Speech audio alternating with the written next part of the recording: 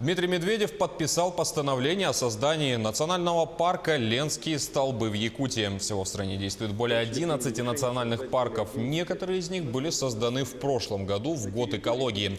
Теперь в их числе и уникальные «Ленские столбы». В ходе совещания с Кабинетом министров, которое состоялось накануне, Медведев отметил, что важно создать все условия для сохранения уникальной территории, которая хранит редких животных и растения, аналогов которым нет в мире.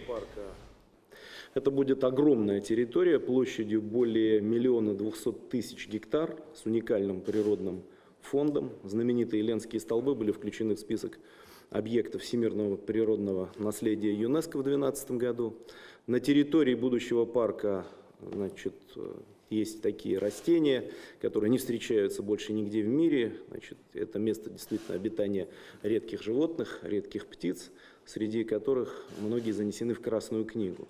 Разумеется, мы должны сделать все возможное, чтобы сохранить уникальную природу этих мест. В свою очередь, власти Якутии уверены, что придание парку статуса национального на федеральном уровне позволит сохранить и развить уникальную природу региона, а также привлечь дополнительные ресурсы и инвестиции.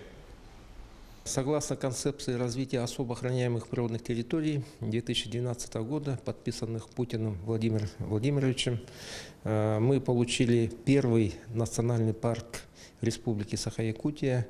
Он по счету является 55-м национальным парком Российской Федерации, предметом гордости и конкретным вкладом Российской Федерации в сохранение живой природы Российской Федерации.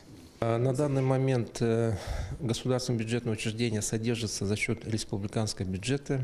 Объем финансирования порядка 16 миллионов. По материалам подготовки к созданию национального парка мы предполагаем увеличить финансирование до 50 миллионов рублей.